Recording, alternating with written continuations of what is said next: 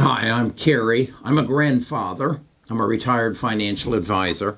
And my grandchildren are becoming of working age. I have one who graduated from college, another in college, and another one that will graduate from high school in next year.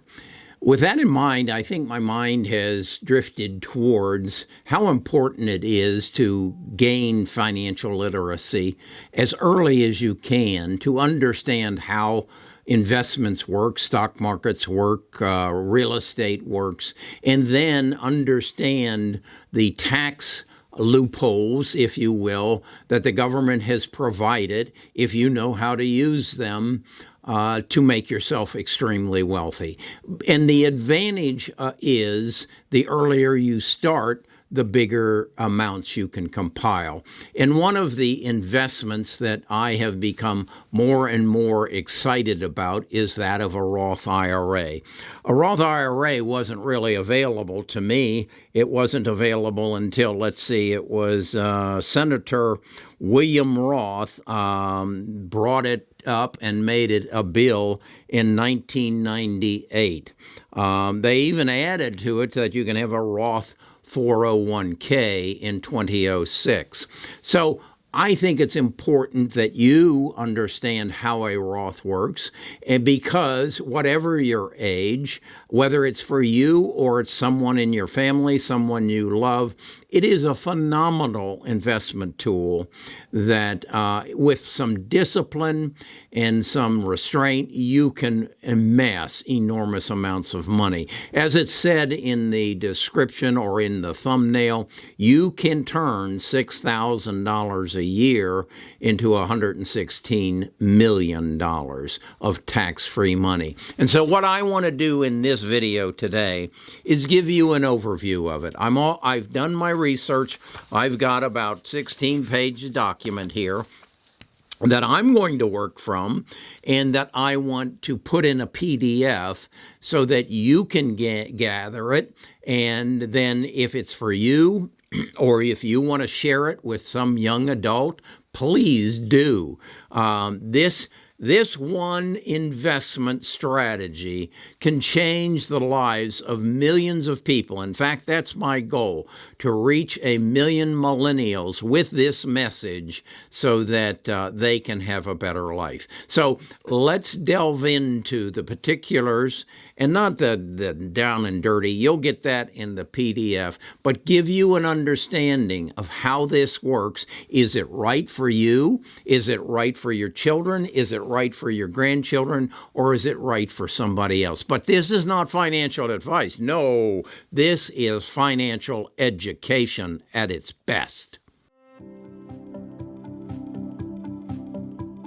Best of Us Investors presents Kerry Griegmeyer.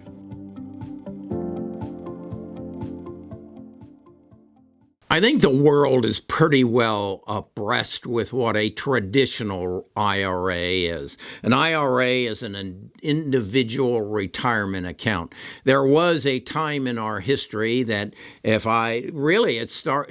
started going away as for baby boomers when pensions were your company retirement account. The company paid you for your work years and then built you a nest egg that would pay you through your retirement. That went away, and it was replaced by IRAs, individual retirement accounts. And what the businesses basically did was transfer that responsibility from their books to your books, and you made the decision. The sorry fact of it is that most people aren't alert, aren't aware, and don't take advantage of what's available to them. So the difference between a Roth and a conventional IRA is that in a conventional IRA, you get a tax deduction. And let's use the number of $6,000, because that's what most of you can put in a traditional or a Roth IRA. If you put it into a traditional, you get to deduct that $6,000 from your earned income. So if you make a $6,000 contribution to a traditional IRA and you're in the 20% tax bracket, you just saved $1,200 in income tax. The downside of that is that when you reach retirement age and you take the contribution out, plus any earnings, you pay in ordinary income taxes on it. Now, in your earlier years, you're going to probably be in a lower tax bracket than when you retire, or in your later years, you'll be in a higher tax bracket than when you retire. So understanding that, this helps you decide whether you put in to a Roth or you put into a traditional. It's because a Roth IRA, you do not get to deduct your contribution from your income in the year it is earned. Instead, you don't pay any taxes on your contributions to a Roth or the growth of a Roth when you retire. So, in other words, you put in $6,000, it tenfolds to $60,000. When you retire, you take it out and you pay no income taxes on it.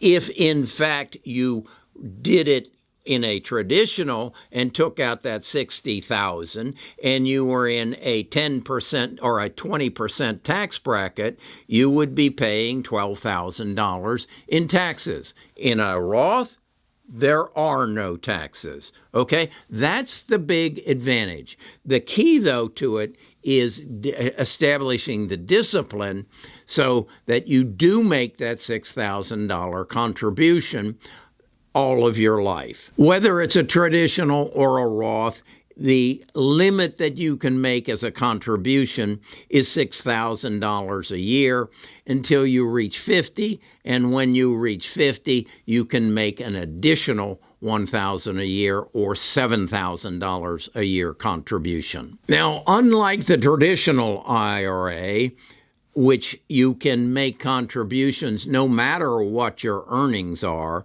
with a Roth IRA, you phase out your ability to make contributions as an individual between $125,000 a year and $140,000 a year. So once you get over that 125, you can't make that 6,000. You can make a lesser up to 140, and then once you reach 140, then you cannot contribute to your Roth IRA. But wait, there is a recharacterization, or what is called a backdoor Roth IRA, that I will tell you about in a second. You also might find that your company offers you a Roth option on your 401k. Again, traditional and Roth have the same rules. The traditional 401k allows you to deduct your contributions. The Roth does not, but again, the traditional 401k taxes you on distributions. The Roth IRA 401k will not be taxing you on your contributions. Okay, I was telling you about a backdoor Roth contribution. You're now working, you've been working for a few years, your income is over $140,000. So you can't contribute to your Roth, but you can still contribute to your conventional, traditional IRA. Once you do that, you then the next year come back and convert that distribution by taking a distribution and paying taxes on it, no penalties, but paying taxes on it and putting it into your Roth. It's called a backdoor. I don't know why they make you dance that dance, but I suspect it's maybe something overlooked in the rule that has been allowed to stay in, but that's called a backdoor conversion from a traditional IRA to a Roth. So even though you're making over the 140,000, you can continue to contribute through a backdoor IRA, Roth IRA, to fund your Roth IRA. And I think it's so important. And again, the only issue is you need to work with your accountant to see what your effective tax rate is and then what your age is. There becomes a time in age when it doesn't make sense. With a Roth IRA, the government doesn't care if you take it out because, in fact, it's not taxable. So you don't have minimum required distributions on a Roth IRA. What about if someone inherits it, such as your spouse? Your spouse never has to take the money out. There is no requirement for her to take the money, or him to take the money out of the Roth IRA. Now, what if your children inherit it? Well, it used to be that they could then take distributions over their life expectancy. That rule has been changed. And now all IRAs that are inherited from parents or non-spousal inheritance have to be liquidated within 10 years. Some other advantages to a Roth IRA. Let's say you start one when you're 22 and you religiously contribute to it, and somewhere about 15 or maybe 19 years later, you have a child to put into college. Well, can you access your retirement account? If it's a Roth IRA, you can access your contributions. You cannot access your growth. So let's just say you've been contributing $6,000 for the last 20 years. What is that? That's $120,000 you could go access income tax-free for college education. If you had other emergencies, such as a cash reserve, you could use it as a cash reserve. You could not do that with a traditional IRA. If you did it either for a college fund or an emergency fund, you would be breaking the rules of a traditional IRA, and you would have to pay taxes on those distributions plus a 10% penalty. So again, I look at this and say, we don't know what's going to happen in the future, but without knowing what's going to happen in the future, the Roth IRA is the best thing you can invest in. Now what I want to do is talk to you about the potential growth of a Roth IRA. Again, the key to this is start early and acquire that distribution, that commitment to do it, that discipline. I would love that if you could just say to yourself, there's $500 every month in my paycheck that is not mine. It goes to the Roth IRA. No matter hell or high water, no matter Starbucks coffee or Friday night at the movies, $500 a month goes into the Roth IRA. Now what I want to do is take you to my computer and show you how you can turn that $6,000 a year into $116 million of tax-free money for your retirement account. Unless I'm dead wrong, you really don't need much else. So let's go to the computer and take a look at this. Let me show you the power of the Roth IRA and truly what can happen if you'll make the commitment to put $6,000 aside a year. And then if you get married or have a spouse or significant other, you can just multiply these numbers times 2. So what I've done is made some assumptions to give you some guidance and maybe to give you a plan as to what a Roth might do for you. I started with your age, and I entered a 22-year age, a 28, a 38, and a 55. And then I made some assumptions based on past history. In past history, the S&P 500 has returned historically over the last 50 years 8% return on investment. The NASDAQ, which I then bring it down even tighter to the QQQs, which is the NASDAQ 100, the largest 100 stocks in the NASDAQ, have returned to 13%. And then I like to what I call a moonshot, and that is the way I invest. I invest in those stocks that are not worth much now, but are going to change my life in the future.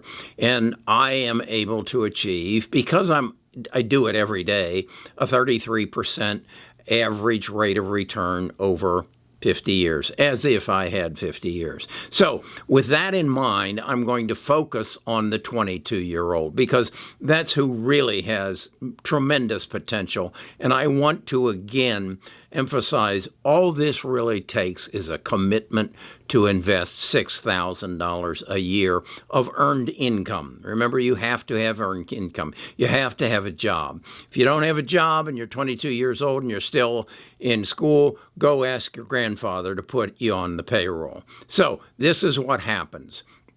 The money grows on a continuing basis, and you have the contribution, you have the annual gain of, in this case, 13%, and then the balance, the 780 added to the 6,000. And compounded interest makes this thing grow.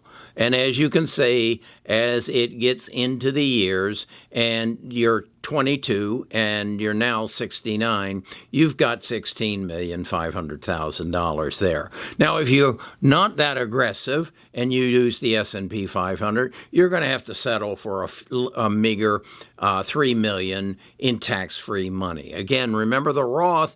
You do not get to deduct the contribution, and you have to follow some rules, but we've shown you how to get around them. But the proceeds, the investment plus the growth, is income tax-free at retirement. And then if you do the moonshot, that's a number with a B at the end or at the beginning of it. That's $11,320,000,000. That and again, what is required for this to happen? It is discipline.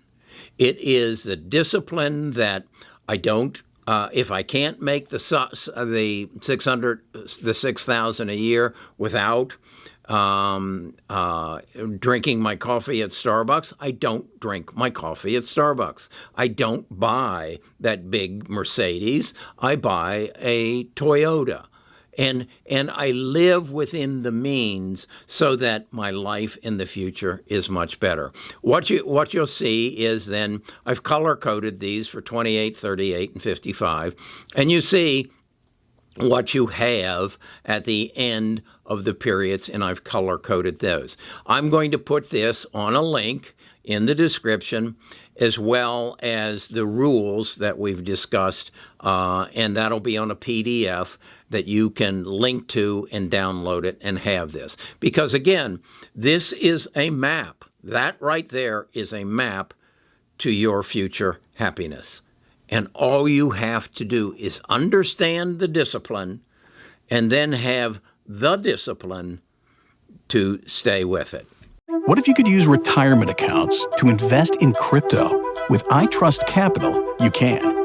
iTrust Capital allows you to invest in your favorite crypto assets 24/7 with the tax benefits of an IRA. So instead of paying taxes on your crypto gains every year, you can defer taxes till you retire using an iTrust IRA. Or with an iTrust Roth IRA, you can withdraw tax-free at retirement because you're in this for the long haul. Start investing today at itrustcapital.com.